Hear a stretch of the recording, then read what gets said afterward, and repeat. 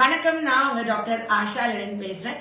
முழுக்க முழுக்க இன்னைக்கு ஒரு விழிப்புணர்வு வீடியோ நான் போடணும்னு நினைக்கிறேன். ஏன்னா ஒரு 61 வயசு ஒரு அப்பா வந்துட்டு அவங்க பொண்ணு ஃபர்ஸ்ட் ரிப்போர்ட் எடுத்துட்டு வந்தாங்க. வந்துட்டு இந்த மாதிரி என்னோட அப்பாவோட காலோட ரத்த குழாய்கள்ல மேஜரா பிளட் கிளாட் ஆயிருக்கு, ரத்தம் உறைஞ்சிருக்கு, டாக்டர் ஆப்ரேட் பண்ணி ஸ்டண்ட் வைக்கணும்னு சொன்னாங்க. எனக்கு ரொம்ப பயமா இருக்கு.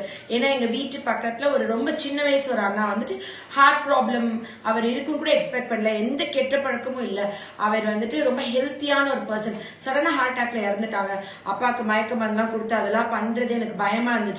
எவ்வளவு ஒரு பொண்ணுனா, ஒரு பொண்ணு பிறந்துட்டா கடவுள் நம்மள ரொம்ப லவ் பண்றாரு, அவர் நம்மள ரொம்ப பிளஸ் பண்ணணும்னு நினைச்சாங்கன்னா நமக்கு ஒரு பொம்பளை பிள்ளைய கொடுப்பாருன்னு சொல்லுவாங்க.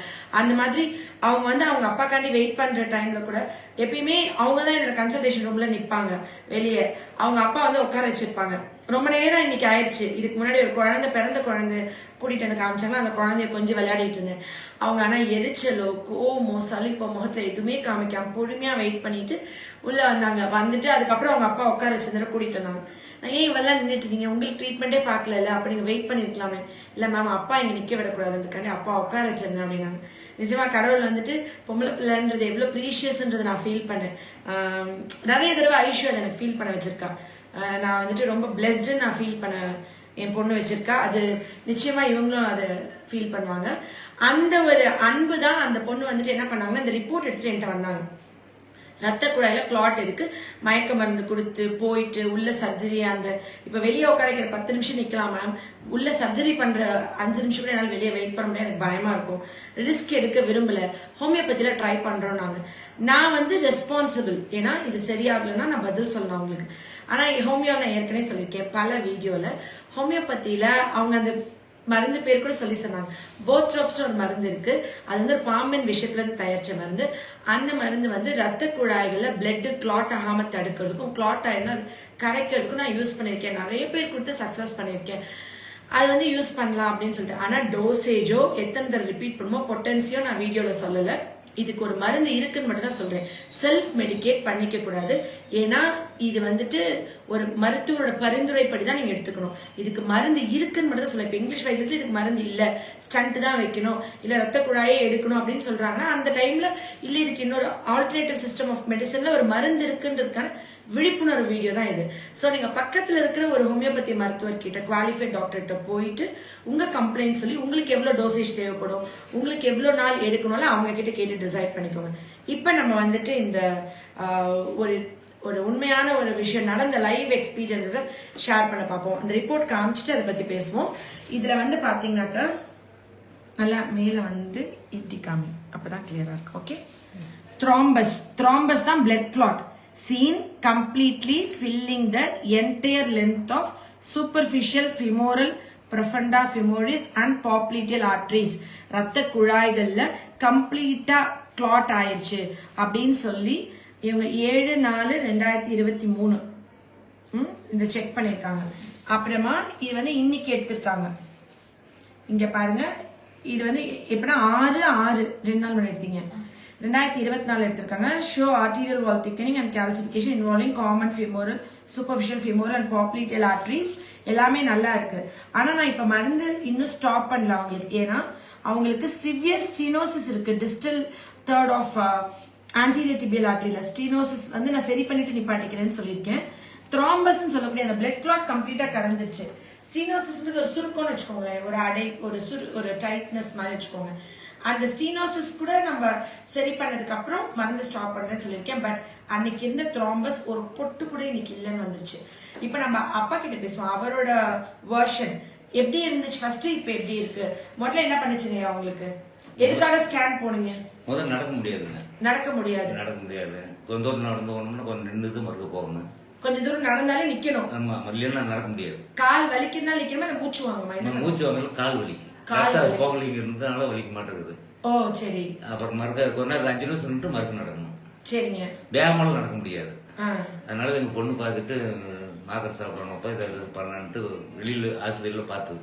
பாத்தீங்க, ஸ்கேன் பார்த்தாங்க. ஸ்கேன் பாக்குறப்ப இது அடப்பு இருக்கு, ரத்தம் ஃபுல்லா உறைஞ்சு 3-4 இடத்துல அடப்பு இருக்குது. நாம்பாடு இந்த சைடு, கால் பக்கம், இங்க இந்த தொடை பக்கம், இந்த கெண்ட சதையில, தொடையில, இடுப்புல 3 இடத்துல இருக்குது. நாங்க இது சென்றுதான் வைக்கணும்.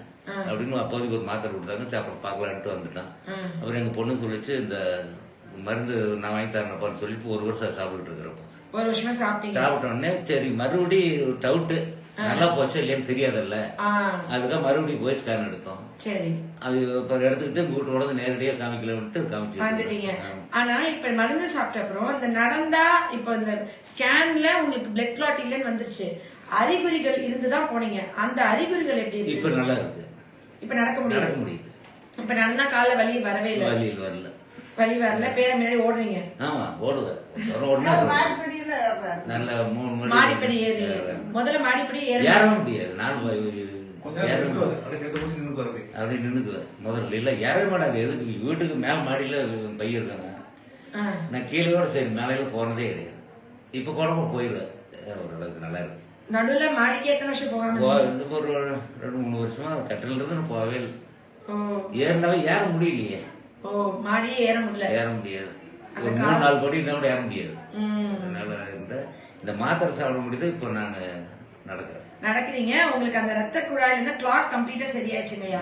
இப்ப இன்னும் என்ன பண்ணணும்னா ஒரு சின்ன விஷயம் வந்து அந்த ஸ்டீனோசிஸ் இருக்குல்ல, அதுவும் ஹோமியோல மருந்து இருக்கு. இந்த மருதம்பட்ட சார் சொன்ன இல்லையா, அதை நான் கொடுக்குறேன். பாப்பா அதுவும் சரியாகும். அது என்னோட பேராசை தான். அது வந்து அதனால அதுவும் குணமாயிட்டு உங்களை 40 வயசு மாதிரி ஆக்கிடு. உங்க பேரை கல்யாணத்துக்கு நீங்க வேகமா ஓடி தெரிஞ்சிட்டு இருக்காங்க. நிச்சயமா நல்ல குணமாயி ஹாப்பியா ஹெல்த்தியா நீங்க இருக்கணும். கொண்டு வரீங்களா? கொண்டு வாங்க.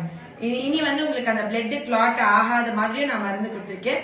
ஹோமியோபதியிலயும் பிளட் தின்னஸ் இருக்கு. ரத்த குழாய்களை பிளட் கிளாட் ஆயிட்டா அதுக்கு எந்த மருந்துமே எந்த மருத்துவ முறையில இல்லைன்னா கூட நீங்க யோசிக்காதீங்க. ஒரு ஹோமியோபதி டாக்டர் கிட்ட பக்கத்துல இருந்து பாருங்க, இருக்கு. அப்பாவே சொல்லிட்டாரு. இருக்கு 200% இருக்குதாப்பா. இல்லைன்னா இது பெரிய மேச்சர் ஆபரேஷன் பண்ணி என்னென்னவோ பண்றோம்னு பயந்து அரண்டு இல்ல கம்மி ஊட்டோட இருந்துக்கலாங்கிற மேட்டர் தான் இருந்தேன். இப்ப மாத்திரை சாப்பிட முடியும் 200% நல்லா இருக்கு. இல்ல எனக்கு டவுட்டே இல்லை. ரொம்ப நன்றி. கடவுளுக்கு நன்றி. உங்களுக்கு எனக்கு நீங்க என்ன வாழ்த்தணும். என்ன நன்றி சொல்லக்கூடாது. நீங்க வந்து என்ன வாழ்த்து. நிறைய பேர் நீங்களே காப்பாத்தாங்க. நான் நிறைய பேர் சொல்லணும். ஐயோ ரொம்ப நல்லா இருக்கு. அது எங்க பொண்ணு எப்படி பிடிச்சது மெட்ராஸ் மெட்ராஸ்ல இருக்கீங்க. எப்படி என்ன பிடிச்சீங்க?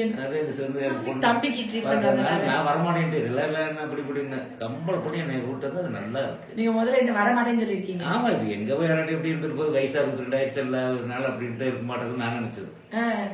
அது பொண்ணே வந்து நடக்க முடியல நல்லா கன்ஃபார்மா தெரிஞ்சுக்கிட்டு கம்பல் பண்ணி என்னை வரவழைச்சிருச்சு. மாத்திரை வாங்கி கொடுத்து ஒப்படைச்சோம். சின்ன மாத்திரை நிறைய சாப்பிடணும். சின்ன மாத்திரை நிறைய சாப்பிடணும். ஆமா அது என்ன டைம் இருக்குன்னு எடுத்துக்கிட்டு இருந்தேன். ஆனா அது கம்பல் பண்ணி எடுத்து கொடுத்தது குணமாடுறதுக்கு காரணம் மாத்திரை கொடுத்து அம்மா நீங்க அது எடுத்து எனக்கு கொடுத்தது எங்க மனைவி.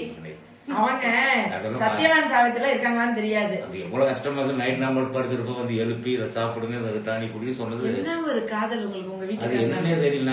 60 வயசுல திடீர்னு தான் இருக்கிற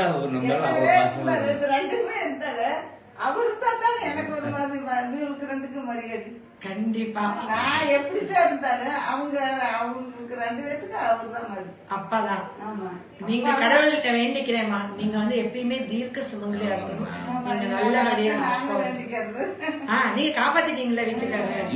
நைட்டு நேற்று வர்றப்ப கூட அந்த டானிக்கு அந்த கசப்பா இருக்கும். ஆனா நல்லா குடிச்சிட்டோம்னா அது ஒரு மாதிரியா இருக்கு. அந்த தூக்கம் வர மாதிரி இருக்கு. நல்லா தூங்குவேன். அந்த ரிலீஃபா இருக்குது. அதெல்லாம் கரெக்டா தூக்கம் வர அப்படி படுத்துருப்போம். எவ்வளவுதான் மத்தியானத்துல ஒரு மணி நேரமா தூங்கணும். நல்லா தூக்கம். நைட்டு தான் கொடுக்கு. நல்லா இருக்கு.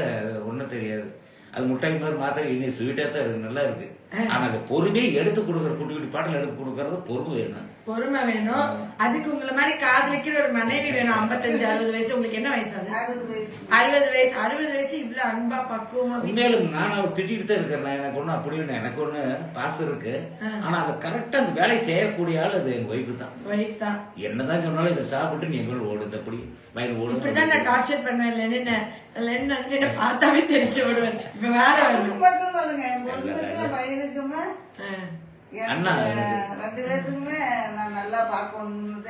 நீங்க நல்ல அம்மா, நல்ல மனைவி, நல்ல பாட்டி, நீங்க ஒரு அன்பான உள்ளம். நிச்சயமா நீங்க தான் அந்த குடும்பத்துக்கே ஆணிவேர். நீங்க சொல்றீங்க நான் எல்லாம் பரவாயில்ல, இவங்க எல்லாம் நல்லா இருந்தா போதுன்னு நினைக்கிறீங்களே. உலகமே 3 பேர் தான், இதோட 5 பேர். ஆனா குடும்பத்துக்கு வந்து மெயின் வந்து ஆணிவேரால காப்பாத்துனதே எங்க ஒய்ஃப் தான். ஒய்ஃப் தான். அதுல எல்லாம் ஒன்றும் சொல்ல முடியாது. நிச்சயமா அது வந்துட்டு ஒரு பெண் கூட ஆண் இல்லாம தனியா இந்த உலகத்துல வாழ்ந்துடலாம். கடைசி காலத்துல மனைவி இல்லாம வாழ்ற ஆணோட வாழ்க்கை நரகம். பொம்பளை பிள்ளை இருந்தா பொழைச்சாங்க, இல்லைன்னா அது ரொம்ப நரகம். அது நிச்சயமா. அண்ட் எப்பயுமே எந்த கஷ்டமா இருக்கக்கூடாது. நீங்க எல்லாம் ஒற்றுமை எப்படி ஹாப்பியா இருக்கணும்னு நான் வேண்டிக்கிறேன். Thank you thank you. நீங்க ஒரு டாட்டரா உங்களுக்கு தேங்க்ஸ், எல்லாருக்குமே தேங்க்ஸ். Love you all. நன்றி. நீங்க வந்து எவ்வளவு சூப்பர் மேம். என்னை எப்படி சென்னையில இருந்து தேடி கண்டுபிடிச்சீங்கன்னு அவருக்கு ஆச்சரியமா பாக்குறேன்.